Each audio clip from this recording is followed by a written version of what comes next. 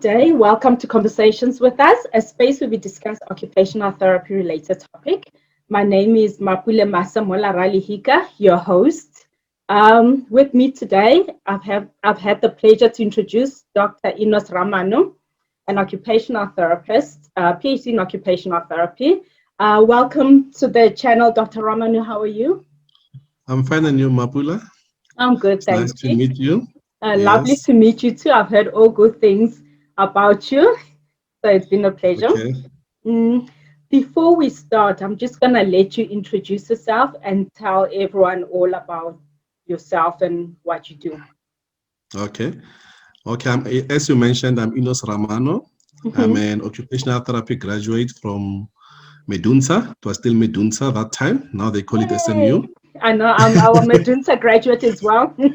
Yes, yeah. So I graduated from Medunsa and I did my postgraduate diploma in vocational rehabilitation, master's in occupational therapy and PhD in occupational therapy from the University of Pretoria.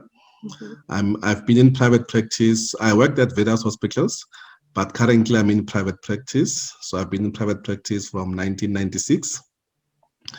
And then I've been doing mental health a lot and even vocational rehabilitation. And I'm lecturing as a senior lecturer at the Department of Occupational Therapy, University of Pretoria. So I'm I'm a part-time lecturer and I'm a part-time private practitioner. Okay, very interesting. It seems very interesting. 1996, that's a very long time. The topic today is occupational therapy and mental health. What do you understand about our occupational therapy role in mental health, or the role that occupational therapists play in mental health or psychiatry? Occupational therapy has a major role in mental health. And what's interesting is that even psychiatrists, psychologists, social workers, the whole multidisciplinary team, they believe in the good role that occupational therapy offer for our patients with mental health, because we assist with patients' functional independence to ensure that they are able to cope with their daily occupations. And also, we also teach them some skills, life skills for survival, so that they are able to handle their stress, so that they're able to handle their work pressure. And so we try to ensure that they've got good quality of life. We try to ensure that they've got their well-being is intact, because we want to see them doing well, functioning well. We even assist with the facilitation of their return to work to ensure that they return to work. You know, the goal of the OT, we want to see our patients being independent in everything that they do, including work. So we want to make sure. So in all the aspects of the occupational performance occupation, yeah. And we want to make sure that they go to work and be as productive as they were, despite having a mental condition. That's why we also assist with the functional assessment, so that we can see which areas of their functioning are impaired and may need some intervention or assistance from us. Yeah. And do you help also with the adjustment in the workplace? Yes, I also assist with their facilitation of their return to work and all the reports that are needed for that. So usually, because of our unique skill with functional assessment, you'll find that psychiatrists also rely a lot on our input in that area to say, what do we think, what do we suggest, so it's usually a multidisciplinary team approach. But with our knowledge of occupational therapy and understanding impairment and disability together, because they focus more on the impairment, so we can look at both, because we also look at occupations, and occupation, that's the areas that impact disability, so we can guide them properly with proper recommendations regarding the patients. Okay. Yeah, that's very well highlighted. I couldn't have highlighted it that way myself, but your clientele, I know you spoke about you doing some private practice work. Do you have mental health clientele in your private practice, or do you treat that together with the other physical restriction or cognitive restrictions? You are put that together, or do you have specific mental health referral? So I In the past, I used to do variety, Mm-hmm. but as you grow and you start knowing what you love, Mm-hmm. what brings some satisfaction in you, Mm-hmm. because we expect the same from our clients. So I eventually started focusing on mental health. Okay. Yeah, so I work in the psychiatric hospitals. That's where I see my patients. Mm-hmm. And most of my patients are those diagnosed psychiatric conditions, but majority of them, they are diagnosed with major depressive disorders. Yeah. That's why most of my studies, when my master's and PhD, I also looked at major depressive disorders because it became an area of interest to me. And again, because if you treat major depressive disorders, Mm-hmm. you find that various skills and techniques that are used in occupational therapy can be applied Yes. with our clients. That's why I started developing more interest with major depressive disorders. But we do see some clients with anxiety disorders, Mm-hmm. schizophrenia, dementia, you name them according to DSM-5. But majority, because in South Africa in private, we see a Mm-hmm. lot of mood disorders. And Mood if you go disorder. to government, we see a lot of schizophrenic spectrum. So Yes. there's variety. Yeah. Yeah. So if you work, like if I supervise my students at Vescopies, most of the clients we see there is schizophrenia. Okay. And if I go to my practice, most of the client I The see depressive is more mood disorders. disorders, yeah, and depression is leading. And even literature says the same, that by 2030 it will be the leading, and we can see. And with Yes, yes, I COVID, was that, reading that. Yeah, that yeah, depression and anxiety seems to be the major the mental leading, health yeah, conditions which are affecting people. Yes. yeah. And with COVID, we expect more maybe in future because Mm, now people's life have changed. Their yes, way of yeah, doing things, yeah, has yeah, changed. yeah, And then because saying that with the patient, it's quite interesting what you're saying that uh, you seem to have sort of a different clientele in private compared to government facility. Why is that? Do you think that in government facilities they overlook people with depressive and anxiety disorders, or? they do treat them in government. Mm-hmm. But I think our says that when you are depressed, people think you need to put yourself together. They don't see it Yeah. as a diagnosis, especially people in poverty who are suffering and financially they are not stable. I think Mm-hmm. most of them are depressed and then maybe end up being part of them, whereby they don't consult. But if you go to private, it's people who are like me and you, Yeah. who got resources, Mm-hmm. who realize that their marriages are falling apart or their employers are frustrating them, they don't know what to do, and then they get admitted for depression. And maybe that's why in private, because it's people who better socioeconomic status, those who are in private, I can put it that way. And in government, we know most of the people who are in poverty and uses substances, they end up with schizophrenia. And maybe that's why in government we've got a lot of schizophrenia. And we know that some are resistant to medication with Yeah. schizophrenia. Yeah. Obviously, they will stay longer in Yeah. government. That's why Invescopeace is a chronic institution, those who stay longer. When I were students in Harangua, we also had the same. Yeah, you But had they the same still, people coming over back and again. yes, You knew that next time you come, you'll have them again. yeah, they even know the questions that students ask them. Yeah, and if Yeah. you go to government, Mhm. we see also the bipolar mania. I Yeah. think that's what they admit a lot in government. Those who clean the whole lot, who Oh, walk in the hot unrest. You see them in government, but you don't see a lot of those in private in private. hospitals. And most of the wards that we have is voluntary. We find that involuntary what is about, it takes about 30 or 20, and the majority is voluntary. So because they give consent and they know what they want to work on, maybe that's Yeah. why we see a lot in In private with government. mood So would you disorders. say in Yeah. private, a lot of the ones in private have insight already in the condition? Yes, even if they don't, but you are able to work with them towards that insight, building the insight. But those in government, the insight It's you on might not another have level. that one. Yeah, On another level. the Okay. intellectual insight is impaired. Yeah, yeah. I Yeah, know. yeah, Yeah. And how yeah. do you carry out your treatment plans or your intervention strategies? Do you assess them in a certain way? Do you run groups, one-to-one session, a combination? Yeah. I from my clinical experience, Mm-hmm. I found that the use of both individual and group, I found them to be, even though I haven't done any study, I wish it could be done by somebody in future. But I found that the use of both, it's very effective. So I Okay. usually, so because of my own personal belief, I use both. Yeah, but I know there are settings in private practice where OTs only do groups, and then that's Yeah. what they do. They Yeah. believe in groups only, and that's what they do.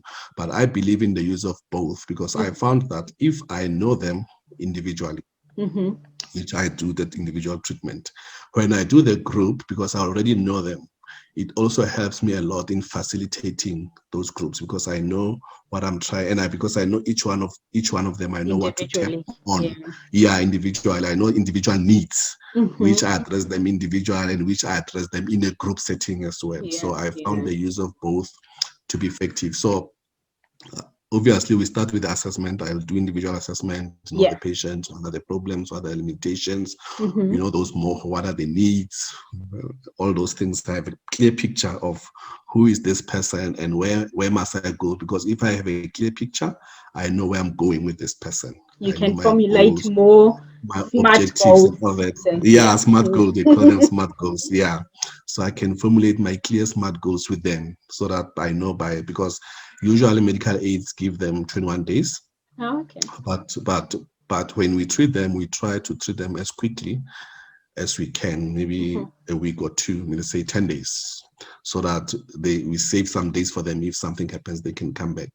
So Yeah. we try to, so when I work with them, I always work on 10 days so Okay. that I know I've achieved as much as I can with them And yeah. individually, and also the skills that I need to offer them in a group. So I try to use both of them, and sometimes with some of them you may end up even having to do some functional assessment because now you see that this one, because you know that depression can also affect our cognitive ability. Yes. So you find that cognitively, because they are responding slowly to treatment and all that, you may have to do the functional assessment. So I also do that as part of my package that I offer to my patients while they're in hospital. So, and then from there, we also, if they have to go to work or we have to liaise with the employer, we also do that. So we try to be as comprehensive as we can. Possible. Yeah. Yeah. And sometimes we even have family meetings as a team. Usually it's done by the whole team, like the OT, the psychologist, all of us together. And we do that family team meeting prior to discharging the patient. Yeah. So we try to be as comprehensive If it's possible. Yeah. as possible. Yeah. They usually used to say we used to treat our patients in totality. So we try to Yeah. facilitate that to make sure that we've covered all their needs. Okay. Yeah. So I'm more of a client-centered type of That's the practitioner. approach. Okay. Yeah. That's the approach that I prefer because I collaborate with them so that I know where do they want to be, so that I also know what are their needs, so that my therapy becomes relevant to them Okay. as well. So do you Yeah. set your goals together with them, or you almost compromise between yourselves and them? So what I do, like, we always start with an interview. So I'll interview my patient, and then from there, I'll do my basic OT assessment, and I know what's happening. And then from there, usually at the end of my first session with them, I'll summarize what I'm finding so that they agree with what I think are the issues. Then that's when I'm starting to collaborate with them now so that I can formulate my goals. So I say, I'm finding this and this and this and this as your main stressors. And when we did the task and all that, this is what I'm picking up. Do you agree with what I'm saying? And they usually they say, yeah, that's true. So, and then then I start prioritizing them with them that I feel from the way you explained to me, this seemed to be the major burning issue, the problem that you really want to work on. And then they will say yes or no, depending. And then that's so I usually do it with them so that it's easier for me so that they also get motivated to come to therapy, because they also need to buy in, and they also need to see the uniqueness of OT to psychology to social worker to the psychiatrist. That because usually in the first session, I usually get the question, what's the difference? Because you're all asking me the questions. Same We're all question. interviewing. Yeah, the psychiatrist was interviewing, the psychologist was interviewing. You also come, you're also interviewing. And I said, no, I'm interviewing so that I also get my own picture. Yes. So I want to have, so I want the narrative I resolution to be think that's clear. a very good question. Like, that's something that, because we all look at it from a different Anger, perspective. The yes, psychologists, yes, the OTs, and the psychiatrists, we're looking at different areas. We might be asking the same questions, but we're looking at it from a different area. But that's, yes. I also say that. Yeah, they say, but they ask me questions, and you're also coming. Didn't they tell you? And I yeah, said, I get that a no. lot. I said, no, they even if they told me, but I need to get my own picture so that I can do my own clarifying questions so that everything makes sense to Yes, me. So, and then it's easier for me if I got it from you. And then yeah, they say, yeah, okay. And then from there, we start doing something, activity. So it's something they didn't do with anyone. So something different is coming in now. And yeah. if there's a question or whatever I want to use, then I use it this way. And they start seeing, oh, then there's somewhere where it's different. Yeah. Yeah. Do And they because they want to understand know. why you're carrying out the activities? Do you have to explain to them, analyze the activities to them, or is it Sometimes they automatic will afterwards? ask me, and then I will say, from your point, what do you think? What did you see? Mm-hmm. Because sometimes, when they are still very depressed, the motivation is low, Mm, energy levels are low. So you find out their speed is low, they don't concentrate, their focus attention span is low. mm, So you start, and then they start, and they say, this is what I'm picking up if they want to know. But sometimes I just say, from the activity, I can see you're still not well. But when you are fine, you'll see you'll be able to do them. And you then do they it a start bit easier. realizing as they Yeah. get better, they are able to To do the identify, activities, and they yes. say, oh, I see now I'm getting better. I'm worse than when I came. I'm better than when I came. Same, I yeah. couldn't do anything, That's interesting. yeah, And yeah. how, and now, unfortunately, with this pandemic, with this COVID-19 pandemic, it has brought in a lot of challenges. And I'm sure in your practice as well, in your private practice, it must have brought in a lot of practice on how you would carry out your assessment or even your intervention strategies. I guess the one-to-one assessment, not so much because you can do your social distancing and so forth. But how do you go beyond that? Yeah. The COVID has changed a lot. I remember when the regulations were made I think it was in March or April. And then there was a lot of confusion even in the hospitals because they didn't allow visitors. Mm, There's social distancing, patients. So what's happening now is that every patient who comes mm-hmm, in the hospital, in our psych unit, they put them in an isolation ward. mm-hmm. In the beginning, it was only one patient in that ward. And then they go for COVID testing. And Okay. they do the COVID testing twice. So Oh. there's a ward for new patients. And after the second COVID testing, I think it's after day 5, then they are moved to another ward where there are 2 or 3 in the room. Mm-hmm. But still, we still wear our masks. So Mm-hmm. when they're still in that ward, the COVID ward, I can call it, but it's not a COVID ward because it's just an isolation An for a week. isolation ward while they're Yeah, waiting for an their isolation results. ward. Yeah. Yeah. So when they're in that isolation ward, it's I now we work differently. I wouldn't see them a lot when they're in that ward. Mm-hmm. And usually we don't even take along our activities in there because we don't know who's gonna be positive and who's not And going who's to be not going positive. to, yeah, Yeah, and we all wear the the full protective PPE, clothing and yeah. all that when you go to that ward. And usually I usually focus on so the first session will be interview. I get a picture because it's mood disorders, and I will usually focus on the skills that I feel they need to work on. So that's where our counseling skills, which we are taught, Mm-hmm. comes in as SOT, but which focus on occupation also. Yes. But Yes. you where you use the counseling techniques and all that, because there are a variety of techniques that we use as OTs, like Occupational counseling therapy, yes. groups, all Yes. those ones. Yeah, so that's where you use more of that counseling skills and life skills. You try Mm-hmm. to bring that together, but it's more limiting and challenging a bit because sometimes you want to give them an activity or some homework to do for the next session, or that Session, yeah. it's little bit challenging the first 5 days, and then from there, and then you have to, it's only the 2 of you, then you must social distance, you're wearing a mask, you're wearing gloves and all that. Mm. It's not that easy during that week.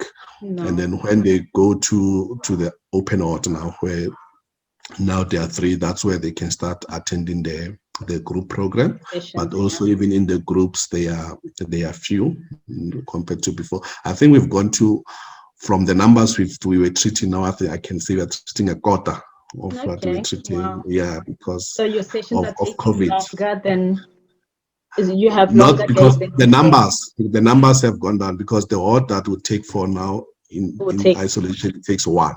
Yeah. And But from there, saying that, does it mean that you have to run more sessions than you would have before? no, the numbers are lesser than they were before. Oh, That's what I mean. okay. Oh, the So overall numbers. the numbers are lower than they Okay. used to be before, because now the hospital capacity has gone down than the Yes. numbers they Oh, used to yes. have before. Yeah, because they start in isolation, and that ward which used to carry a certain number, now it's carrying a quarter of that number. Okay. So numbers are not the same, and you must sanitize the table, the hands before the session. When the patient leave, if you do individual, you sanitize again. So it's more work and more time than before. Than before, And yeah. even when we see them in isolation ward, you develop a way of working which is easy for you. Like, I would take notes as they talk to, so now you must use your memory, because we leave the Yes. files. You don't take the files along. You wear those clothing, you go see the patient without a file. And it's very difficult to write with wearing gloves as Because well. I'm we finding that. don't, yeah, they don't allow us to take the files. So we leave Yeah. the files at the nursing stations. And after the session, then you need to start doing your notes and notes in the file as well. So which also increases the admin time, because now you Yeah. start, yeah, if you saw 4 patients, then you must undress, go to the nursing station and start now writing. And you realize that, sure, I didn't ask this question now because I don't know what's happening here. Yeah, So I the know. memory starts. Eh? I know that's what I was just saying. My memory as well. I'm just Yeah, thinking, yeah. yeah, That I don't know if I will remember every. And mental health patients, a lot of you get one extreme to another. Some you have to yes, like yes, really pull the information out, and some you can't stop them talking. So yeah, yeah, yeah, yeah, having yeah, taught that. Yeah. What yeah, about your yeah. teaching? Sorry. Because you said you're a lecturer. You were when is it? You Yes, were not and Pretoria. teaching also got affected a bit. Okay. Yeah, we had to work online this year. It was tough. Fortunately, we are almost done with the exams, so we had to work online. So the third years, like, I teach groups in with the third years and occupational therapy theories in Mm-hmm. mental health. That's what I teach a lot. So we had to do that online, and skills like group, the technique like group, you Mm-hmm. need to practice it. Yes. So we've planned that, because we do it with third years. We have Mm-hmm. planned that in the beginning of their fourth year, we have to do some practicals with them, whereby they practice the group skills and all that. So that was the challenge. And even with our final years, in final year, you have to start assessing and treating patients. Yes. So yeah, so the practical clinical work was a little bit of a challenge as well. Yeah, because there were problems with hospitals. So we had to stop the clinicals for some time, and then we had to Mm-hmm. give them some assignments that they had to carry from home, which Mm-hmm. are more clinical related, which is a Okay. case study. We had to give them some case studies which they had to write and submit to us Mm. as part of the clinical hours, because that Okay. time they were not allowed to. And then from there, Yes. some hospitals said they didn't want students because of COVID Mm-hmm. and the safety of their patients and students as well. So Which makes sense. Yeah. so it affected the clinical field work with the students, but they managed to do some clinicals Mm-hmm. towards the end during lockdown 2 or 3, and then we also managed to do the exams, where they had to assess, to show us the treatment session, the treatment demo. Yeah, but the presentation of their cases, we had to do them online. Okay. Yeah, so there were a lot of challenges, and there was a lot of marking, I think, this year, because there were a lot of cases that we had to give them compared to before. Yeah. Mm. Yeah. So the workload doubles if you do online, because now you must download it, you must It exams doubles also for the now. teacher as well, not Yeah, just for the because student. yeah, because like the part, you just set a question paper, send it to the department, goes to exam department, is done. So the Yeah. same exam must come back to you, must put it online now, do the settings on ClickUp and everything, which Yeah. takes more time. Yeah, and even Yeah. the marks, you have to do them online. So it was not quick like before. You just write them on paper, you give to the departmental secretary to put them for us. Now we had to do them on ClickUp. So the work was Yeah, It was it was hectic. double here. Do you think Yeah. there'll be changes in the way that occupational therapy is taught now that we've had the taste of the COVID-19? Do you think some of those sessions, some of those changes will stay? Or do you see things going just back to normal? Once vaccine is there and everything is open and schools can open, things are just going to go back to the way they were? Or do you see some of the changes going to some of the, for example, teaching online? Do you see them I staying? think, uh, yeah, once when something is new, Mm-hmm. it's scary. It's very scary. Yeah. And you start doing it and you realize I can do it. Mm-hmm. And you start mastering it and Mm. it becomes part of you and Yeah. you start enjoying it. So I think most lecturers will enjoy working online because now they are mastering it and it's easier because there's less traveling and all that. And Yes. it's convenient because you just, instead of waking up at 5, rushing to work, you wake up at 7 and start your class at 8, which Yes. is more easier than there's less driving and all that. But answering your question, I think next year we might still be online because there's still uncertainties on what's going Mm-hmm. to happen and Mm-hmm. what's coming. So I still feel the teaching will still be online. The same challenges, at least this year it was more problem solving. Now Yeah. that the problem is solved Yeah. and we know what to do, at least things might run a little bit better Yes. A than bit more this smoother. year, next Yeah. year, even though, yeah, smoother, even though it Mm. will be online. So I still feel it will be online. The only challenge, because OT is a hands-on profession, It's because you very need the hands-on. clinical, Yes. Yeah. yeah, you need to have clinical skills Mm. to be able to treat your patients. And also we haven't introduced in our curriculum telehealth. We Okay. haven't, we've been talking about it. They talk about it a lot. There's been a lot of talks and all that. And some lecturers encouraging students to do that with the therapist in clinical field, but I don't think it's implemented a lot. No. Yeah, but No. something that is And the coming. practicalities as well.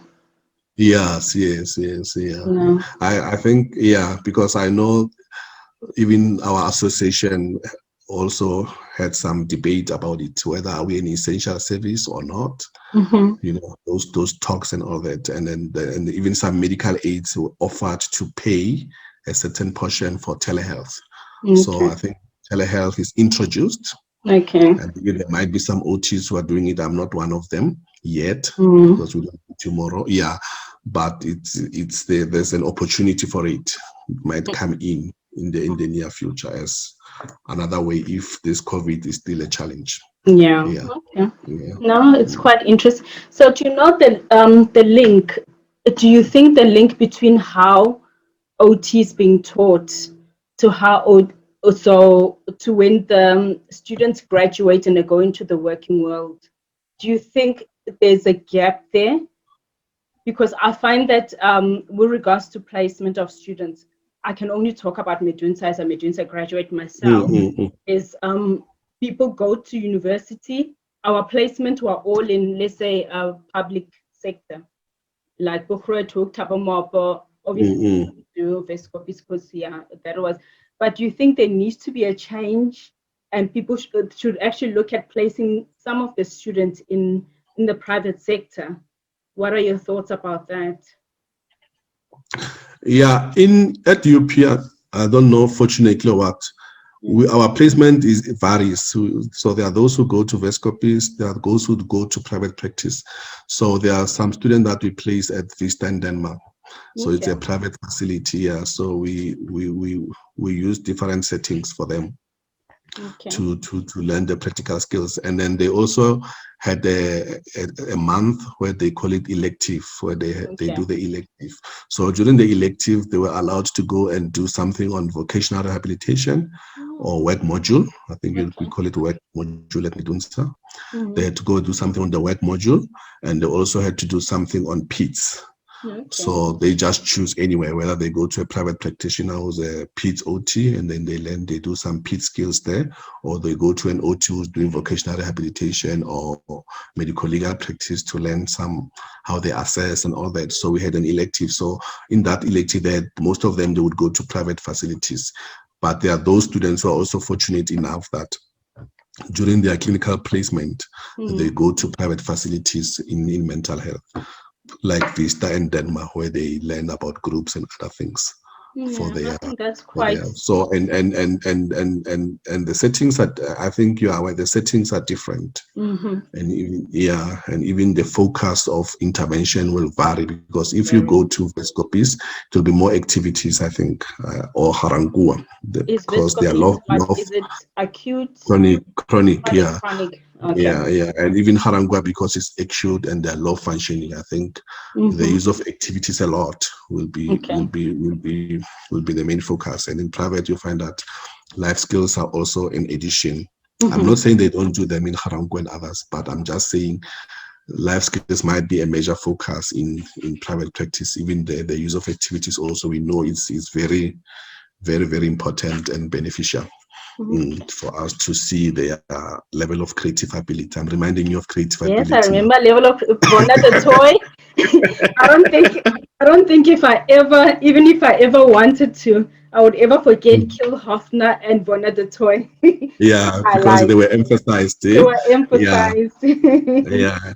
And unfortunately or fortunately in psychiatry, there's no way that you'll treat psychiatric patients without using the module of creative ability, even though you may not use the jargon to the psychiatrist, but that helps you to once you level your patients, if the psychiatrist starts saying, we need to discharge this patient, must go back to work, you immediately you are already an advocate for that patient, because you Yeah, saw their functioning, that no, but this patient is still at self-press yeah, therapist at that directed level, phase and is yes. still exploring and is a manager, even though you haven't done any formal assessment, but Assessment, yeah. automatically you already know that to say to the no, that's too soon. And That's they too look at you and soon. they say, why too soon? You say, no, it's still low functioning, this and this and this.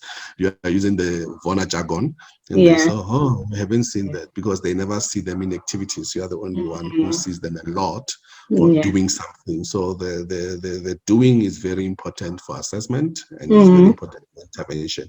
And we know our assessment is continuous. As they are doing every day, you are already assessing as well whether there's progress or no progress. Yes, Yeah, yes, yeah, yes.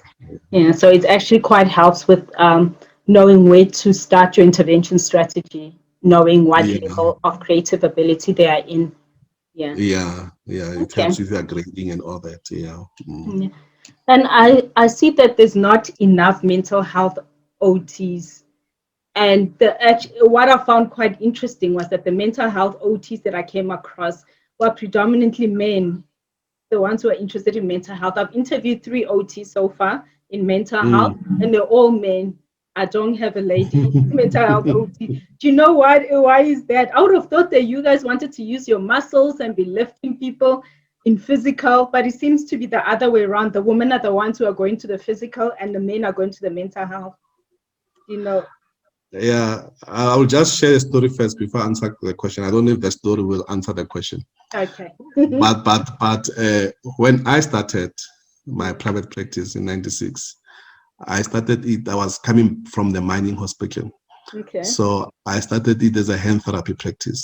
So I enjoyed hands. So when I went to that hospital, I asked for the rooms and everything. I had my splinting things, everything nicely set up. So I was a hand therapist. I'm just showing you. I don't know, but Yeah. when in that hospital, when I started introducing myself, the people who referred to OT were the psychiatrists. Oh. Yeah, Okay. they showed more Interesting. interest in Yeah. OT. And then that's how I'm not saying others they don't, but they are the ones who showed, because in other areas they will prefer other disciplines like physio than OT in hands and all, even though we know that we think that we are the best with hands Yes, as I agree. OTs. It's our I agree assumption with that. and Yes. our evidence, but you find that orthopedic surgeons and other people will prefer physios anyway, Yeah. despite our thinking and our evidence. Yeah. So, but the day I introduced myself to the psychiatrist, that's the day that my practice started picking up. Oh, wow. And that's the day I started to be busy, because he just said he believed in OT. He worked with an OT before. It was a female OT Okay. in another hospital, and he was coming to this hospital as well. And he said, oh, you're an OT. Oh, I'm so happy we've got one here now. So you're going to see all my patients in the ward, because they're all going to benefit from OT. And then that's Ah, how the doors open, and that's how I became a psych OT. So, but it was not something that I wanted to do when I graduated from Medunsa. Yeah, I enjoyed hand therapy because I enjoyed hand classes and all that. Yeah. And then with hands, what? Sorry? You still do hand therapy a little bit of I don't do it anymore. Yeah, I see more Yeah. psychiatry now. My passion is in psychiatry. Yeah, but I liked hands because you could see that now the range is 3, now it's 4. Now it's 5. Yeah. The patient It's can go. clear. Yeah. Yeah. Very clear. Whereas And then by that time, I thought psych is not like that. But when I started doing it, I also could see that now this patient is better. He's moving from one level to another level. Yeah, because they went from this level to this level and they can go back to work. And the mere fact that they can go back to work, the mere fact that they can cope with everything that they could do before when they leave the hospital and going home, that means they are better. Then I realized that actually in psych, we are needed and our service is essential, and we are doing a lot than we think. Yes. And I totally agree. Yeah, and as you know, they say people need people. There's a theory that people need people. Yes, we are social beings. And we are social beings. Yes. And then if you, this is my research actually, my PhD one, and if you engage patients in activities in OT groups, when you start doing the groups, you'll be sure, if you do a life skills group where they are just talking, and then if you do the very same life skills group and you bring an activity, you'll be totally shocked different. Yes. You'll be shocked of the interaction that will take place. So if you do a talking or psychoeducational, the interaction is heavy. You have to facilitate it. But I saw the activity being a catalyst. Once you bring something in, it becomes spontaneous. It just happened like that. Yes. And everything just come out. And then you see their faces. I remember the psychologist referred, this patient came to my group. It was an activity group. And then she wanted the patient. So she opened the door. She closed the door. She went out. And after that, so I didn't know what was happening. So after the session, and then she came to me and she said, I've been treating this patient as an outpatient for many years. And then today when I came to I opened the door, sorry for that, but when I opened the door, it was the first time I see this patient laughing.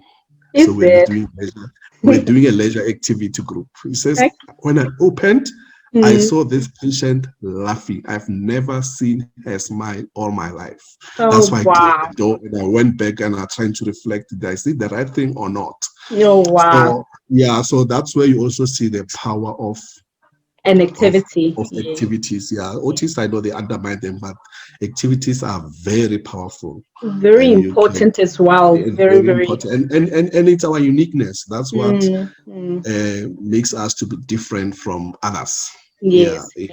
And I think also it's the whole thing, because I've seen other professionals trying to use activities as well, unfortunately. Especially here in the UK, the physios are in the physical areas, they're using some activities. But I always think, yes, they're using activities, but one thing that makes us stand out, even if other professionals are using activities, we look at the structure, and we don't choose activities for the sake of choosing activities. And our activities address a whole lot of other aspects. Like you might use activity and you think, I'm just addressing mood, but you're addressing cognition, you are addressing the thought process, you're addressing insight, you're addressing a whole lot of other, occupational performance components. Do you still call them components? I haven't been in. They call them body functions. They call them body functions now. Well, according to OTPF3, but now we've got OTPF4, which I haven't read. Okay. So they call them body functions. Oh goodness. But you still address all those components. So we address those components together with the areas, which is the personal management, the leisure, the life skills, the play, the sleep, something simple like sleep that people don't even think about. But when you're sleeping, you're sleeping. But it's a very important aspect of a human, a human being. It's a very, very That's important true. aspect of Yeah. a human being. And Yes, because the patients are engaged during the day, you find that their sleep improves at yes, night when they come to OT sessions. Yeah, yes, yeah, yes. No, that's been yeah, quite yeah. interesting. I was actually having a chat to one of my sisters. She's just completing her she'll be a clinical psychologist next year. She just completed her master's now. And Mm. she was asking me, like, she was like, but we look at similar stuff. What's the difference? And I was telling her, like, um, you guys do this, and an OT always thinks, fine, you're addressing this. It's a so what? What are you going to do about it? What are you going to use to Yes, address it? yes. So we are the so what, so elements. And she was like, Yeah, oh, I get it now. But she wasn't sure. yeah. She was like, how? What is, yeah, Yeah, but yeah, we try to look at their functional independence at the end of the the day. day, because they have to go back Yeah, to the community where they come from at the yeah, end of the day. and function on their own without any help and all that. Yeah, Yeah, and there yeah, are those who need help, we know, but we try to make sure that they become as independent as possible. Even those who return to work, there are those who return to work, but there are those who will never yes. return to work depending on the severity of their condition and all that. Yeah. Yeah. And then with So yeah. people go in private practice, just out of interest, do you have people who self-refer themselves, who just walk into the practice, or are all your referral from other health professionals? Most referrals are from psychiatrists, but there are patients who self-refer themselves from the word of mouth. Okay. Yeah, yeah. Or I also sometimes do in outpatients, I do children with learning disorders. Mm-hmm. Yeah, and you find out those ones is self-referral, most of them, Okay. because you treated somebody's child and that person was happy. Now the child has graduated. Mm-hmm. So and then they see the grandchild having the similar thing. They say, you treated my son before. Now I see my grandchild presenting the same way. I So you thought, end up let me treating bring the whole just, family. yeah, I just wanted to just check just to make sure. Mm. Because you said the sooner we start therapy, the better. The So better, I thought, yes. let me come soon as possible. You just check so that if it's fine, then I know it's fine. If it's not, we start now so that when they go to grade 1, they are fine. Oh, So that's we do get some self-referral, and also because of my maybe I think with others, because my advantage also I did voc rehab, mm-hmm. postgraduate diploma many years Mm-hmm. ago. Yeah, and then because of that, it also add as an advantage, because I'll get some patients who've got work-related issues, because I once helped somebody who had a work-related issue. Mm-hmm. Then the colleague has the similar, and they say, no, go and see the occupational therapist. Maybe they will help you, and then we start taking from there, depending on the story that they share. Yeah. Okay. Oh, So thank I you. do have some patients who are self-referral. Yeah.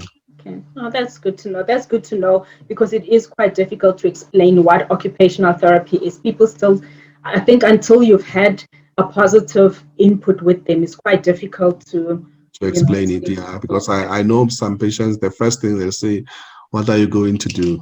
it What is an occupational therapy? You had to explain yourself a bit. Yeah. Yeah, yeah. But once they start attending, they enjoy it a lot because they start seeing the results and the benefit of it. Of it. Yeah, Yeah. Yeah. yeah, yeah. No, this has been so informative, and thank you so much for participating in this session. Is there anything else that you want to add out there, maybe to encourage our fellow OTs to look at mental health as well? Or, yeah. Yeah, actually, we were chatting about why there are few, and then we started talking. I don't Yes. think your question was answered yet. No, We're no, still no. Yes. talking. It's just so much. I'm trying to absorb as much as possible out of the doctor, because you got so much knowledge. Yeah, so we started talking, and then we didn't answer. But from what I'm seeing, I think because the psychiatrist believes more in OT, from my thing, some, not all of them. There are those who are pro OT, there are those who are not. Mm, Life is like that. And then because we play a unique role in mental health. mm, Yeah, and then when I started, I would say we're few OTs in mental health when I started doing mental health, mm, because I remember I had to join, they used to call it POTS, or mhm. Psychiatric Occupational Therapist or Psych, something like that. That's where I met other OTs who were doing psychiatry, and there were few. But when I look where we are today, I think the numbers have increased. We've got a lot of OTs who are in mental health, because I think even in the hospital where I work, we might be about 6 OTs. Let me see. No, we are 5. Then we are 5 OTs. Yeah. And about from which work with different psychiatrists, but we are a lot of OTs. So I think the number of OTs is increasing, especially those who are doing mental health. And if you look at the OT in private practice, it's also different from the OT in provincial, in government. Yeah, and then there's some satisfaction, I think, more, because if you look at the OTs who work in government, because let's say you are working with intellectual disability children or adults who will never improve, who will always be like that. There will never be any independence, and you see them every day. I think you'll have a lot of burnout. Or you work with schizophrenics who are not going to get better. So the settings differ. So you find that those OTs, they experience a lot of burnout and dissatisfaction. And maybe that's why they will leave mental health and do something else. And compared to those who work in private practice, acute setting, where you can see results. Like a person like me who worked in hands and believed in results, and working in acute setting and could see results, there's still some satisfaction. But I think if you had to take me and put me at an institution where there are no results, I don't think I'll have some satisfaction, because I want to see the benefits of what I'm doing. So some people might leave mental health because of those circumstances, dissatisfaction, or not seeing any benefits of what they are doing. But when you're in private, because you can see the results, you can measure that they came being like this, and now they leave, they're a different person, they're smiling with you, they're talking to you. So it's a different person than the person who came in when he was hopeless, when he wanted to die, who saw like they're at the end of their lives. And now they're looking forward to live their lives again. I remember one psychiatrist was saying one day when I was doing my PhD, because now we had to make sure that the program is intense and the same, and we had to measure them. And he said, it was going to be nice if when they come here, we take them photos so that they see how they look. Just that ethically is not accepted. And then when they leave, we take them photos. They leave here being different person to what they are. Here, their dressing is not well kept and all that. When they leave, they look like madams. They are smart. They are beautiful. They've got their makeup on. Do you use outcome and measures you wonder for that? that sorry? Do you use outcome measures to measure that? What do you use? Or is it just your observation? How do you record the change? We use the observation, but we've got the APOM, I think you know about it, which was developed by Castellane. It's also an outcome measure that others use. And we use in that study I was using the BAF, because I would assess them when they come in, and I will assess them as they leave. And I will also use the PHQ-9 when they come in and when they leave, to see the score of their mood. But I'm just referring to their affect. Their affect is different when they come in to when they leave. Different affect, because they've got flat or blunted or restricted or sad affect, and when they leave, it looks all changed. It's all changed. They're on another level. And they also say that now I feel like I'm myself again. And then those are the measures that I use when I see them coming in and when I see them leaving, and I see a different person who was never happy, and now they say, now I'm happy again, or I never experienced happiness, but now I've got happiness again. I've got plans with my life. I know what to do. One of the sessions I do go setting with them. Now I know where I'm going from here. I didn't know where I'm going as a person. I was just living. I think also the fact that you give them 10 sessions, like you said earlier, and you're trying to reach their goals in 10 sessions, you are forced to, in a way, to measure each session. To measure each session and make sure that by session 6, 7, 8, you are going to the right direction. Yes, should be somewhere with the patient, because the patient can be discharged. And when I started, one person told me that the first session or second session, make it as if the patient will be discharged tomorrow. So that if tomorrow the medical aid says they are not fine, the patient is discharged, you know this patient will still be fine. Yeah. You know, Oh, wow. so That's a good, yeah. Yeah, and then that's the approach I always use. So sometimes when you go to the session 10, I think we've already achieved a most of the lot. And sessions. Yeah. yes, and now we find out we are working on their needs now. What do you want? But I know the goals that we've set in the beginning, we've worked on them. Okay. Yeah. Interesting. Interesting. Thank you so much, Dr. Ramano, for agreeing to participate. I know you hadn't met me, but when I was speaking to quite a few OTs in South Africa, I'm looking for OTs in mental health. More than a good number of OTs recommended you. So I knew I had to speak to you. Okay. So it's just evidence of the work that you do, your passion about OT mental health. And I hope from when people are watching this, there's a lot of OTs will consider going into the mental health practice, because with the current pandemic and everything that's going on around here, everyone's mental health is affected in a way.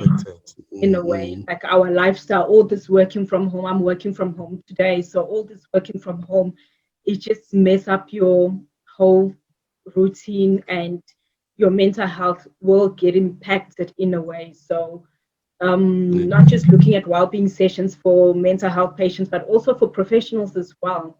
A lot of people are losing their job, which impacts on their mental health. A lot of people are having their kids at home for longer periods, which the frustration also affects their mental health. And couples spending too much time together impacting on the mental health. It's just the spectrum is so open, and the occupational therapy spectrum is even broader now. So I really hope and pray that this has been very informative to everyone. And also with quarantining and isolations and all that, because like I said, we are social beings. People are not themselves anymore.